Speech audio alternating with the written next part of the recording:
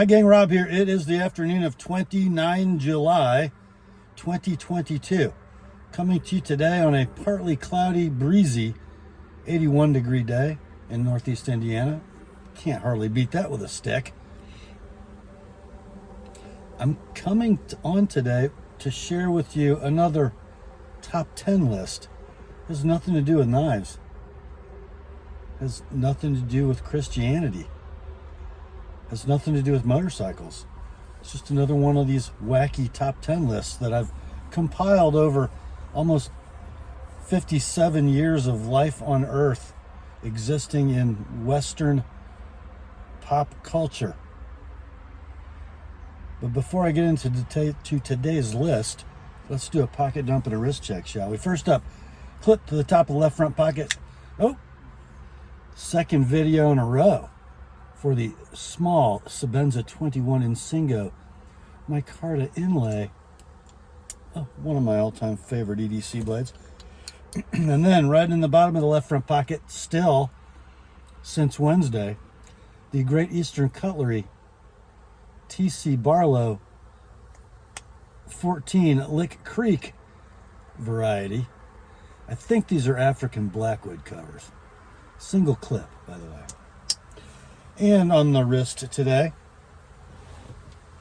the Squale 1521, the 50 Atmos, the Blue Opaco, matte blue dial, blue bezel, orange minute hand. This one is riding on the Borealis Tropic style strap today. I just love that watch. Great summer watch, great winter watch, great dive watch, great watch. Okay, today's list. My personal, totally subjective list of the top 10 female rock singers of all time. Now, let me throw a couple qualifiers at you. First of all, coming up with 10 great women rock singers, kind of difficult. So you might, furrow your brow at a couple of these because I bet you don't think of them as rock singers, but I'll explain why I do. You ready? Here we go. Starting with number 10. Maybe not a rock singer, but definitely significant in rock and roll history with one of the most awesome textured voices to ever sing a song. Cass Elliot. Mama Cass from the Mamas and the Papas. A haunting alto voice. Number 9.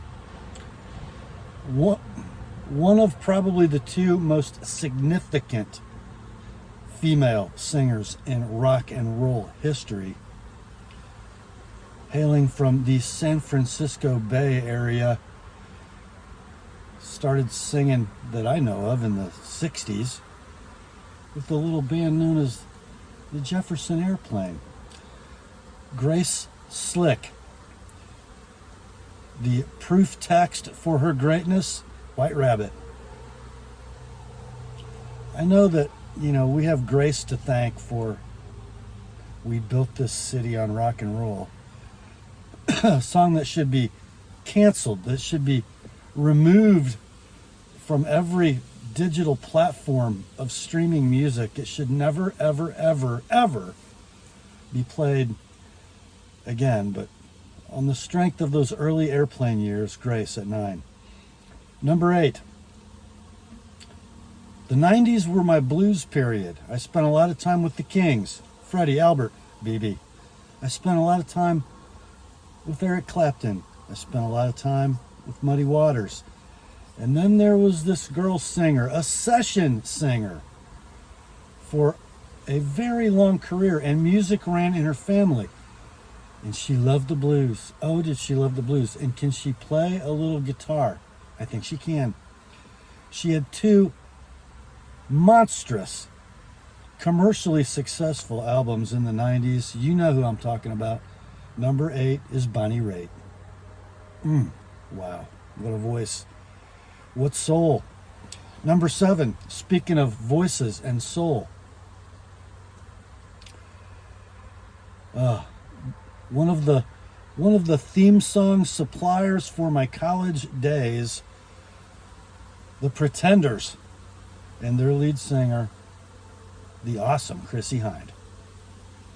Oh, from Brass in Pocket to Back on the Chain Gang and everything in between. Speaking of the 80s, number 6. For a rocker, even a pop fan in the 80s, there was a queen. We know that Michael was the king of pop. But the queen of rock and roll and pop and who knows what charts, the classically trained opera singer turned rock babe with one of the best voices in the history of rock and roll and a great band behind her and some great music. Who knows who it is? At number 6, Pat Benatar. Number 5, and I'm going to get some pushback on this one, but I tried to think of women, especially as we near the top of the list, who not only were great singers, they had commercial success, their music was significant, even state-of-the-art changing. Also, I look at the way that they were regarded by their peers. So this woman at number 5, you think she's a pop singer. If you've never got past Soak Up the Sun and Every Day is a Winding Road, I understand why you'd think that. But number 5 is Sheryl Crow. Commercial success, yes. Pop star, yes. Rocker, absolutely. Absolutely. Dig into the live album, the Sheryl Crow and Friends album. Check out a couple songs called Steve McQueen and There Goes the Neighborhood. Even The Difficult Kind. Wow. I know she had the respect of her peers because when she did a live concert with guests in Central Park, everybody showed up. Everybody. From Sarah McLachlan to Chrissie Hynde to Keith Richards to an old boyfriend, Eric Clapton. The girl rocks. She's almost as old as me. Still rocks. Okay, number 4. Some of you are going to think this one belongs at the top of the list. But career was short, voice, but like a comet streaking across the sky, glowing brightly. Janis. And by the way, Faith Hill, if you're still singing Bobby McGee in concert, stop, because it's no good. There's really one person who should ever sing that song. Her life was short. Her life was messy. Her music included all of that. It had great texture. It was music of the era. It lives forever. That's number 4. Number 3. Not only is this one historically significant, not only does she have one of the most admired voices in the history of music, not only did she make Led Zeppelin cry at the Kennedy Center Honors when she performed with her band Stairway to Heaven. She just is amazing. She's amazing. And sounds maybe better today than she did in the early 70s. You know who I'm talking about? The lead singer of Heart, Ann Wilson. If you haven't listened to old Heart in a while, just go grab the original mix of Dreamboat Annie and listen to it start to finish. Number 2.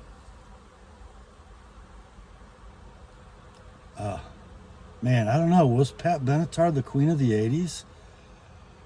Because I've got the number 2 4 spots above Pat Benatar, and they were contemporaries. This one goes back a little farther than Pat. Whether she was playing with her band, playing solo, playing with Don Henley, or Tom Petty, she was always the star on the stage, with a voice that has amazing character and texture. Great hits, Landslide, Rhiannon, Silver Springs. Stop Dragging My Heart Around, you know who it is. Stevie Nicks. There's some great stories about Stevie Nicks, by the way. There's one with Joe Walsh and Dave Stewart in it that's rather interesting, and it culminates with the hit for Tom Petty. She had an interesting life. Before I do number one, I'm going to do the honorable mentions, and I have 5 of them. I didn't make the list of top 10 for one reason or another, but definitely credible rockin' chicks. The first honorable mention, in no particular order, a couple anthems of my youth, like I Love Rock and Roll, Nag, Joan Jett. Joan could rock. And then the second honorable mention, and kind of on the strength of one amazing song. Great voice, great texture. Same writer as Meatloaf used for many of his songs, and now I can't. Jim Brickman, I believe, is his name. The song "Total Eclipse of the Heart." Bonnie Tyler should have had more hits. Next, great vocalist, great guitarist, famous lesbian. Obviously, those of you who watch my channel know that's probably not a lifestyle that I approve of, only because neither does my Lord. However, Melissa Etheridge rocks. Okay, the next one, and she can't be in the top 10 because she's just too doggone new. But a guy older than me turned me on to this band called The Pretty Reckless. Playing bare knuckles, basic, classic, awesome rock and roll in the 2020s. Lead singer Cindy Lou freaking Who Taylor Momsen. Pipes, stage presence, songs, gorgeous. Watch out for this girl. And then the last one, you guys think of her as an absolute pop royalty personality. But man, I'll tell you what, when she doesn't have to make money and she shows up at a gig and just sort of like takes the stage, like during another band's time, and they light up some rock and roll, this girl is one of the best ever. Kelly Clarkson. So that's my list, guys. I'm interested to hear what you think. It seems like I couldn't really, it took me a long time for the women because there haven't been that many rockers in the female vocalist category. Oh wait, you're still waiting, aren't you? I didn't give you the number one on the list. How's that for suspense? You ready? Here's another one, guys. This is number one. Number one greatest female vocalist in the history of rock and roll. She was a huge pop star in the mid-70s. She wore roller skates on an album cover. She went on to do opera and musicals after the height of her pop career. She dated a governor of California. But wait, she started as a country act? She was on Johnny Cash's variety show? in a little summer dress with no shoes on. During the rock scene of the early 70s in Los Angeles, she was already gaining some traction, and she was sort of the incubator for two guys who went on to become Eagles. Yeah, Don Henley and Glenn Frey not only played in her band as backup musicians, they lived in her basement. And if you doubt me on this one, that Linda Ronstadt is the greatest female vocalist in the history of rock, you need to get on Apple Music or whatever platform you use and download Live from Hollywood and listen to it start to finish. Not only was she an awesome vocalist, she was a power player in the music scene of the 70s. She was beloved by everyone who played with her, and she lit up the charts. Linda Ronstadt. Linda Ronstadt. Got to listen to Live from Hollywood, guys. The You're No Good is like 8 minutes long, and it's amazing. Yeah. Number one, Linda Ronstadt. I have no compunction whatsoever about that. Okay, so in the comments, tell me if I missed somebody. Tell me where I'm wrong. It's totally subjective. It'll be fine. That's all for this one. Grace to you and peace, my friends, from God our Father and the Lord Jesus Christ. Remember, the word is sharp, and Linda rocks. Talk to you soon.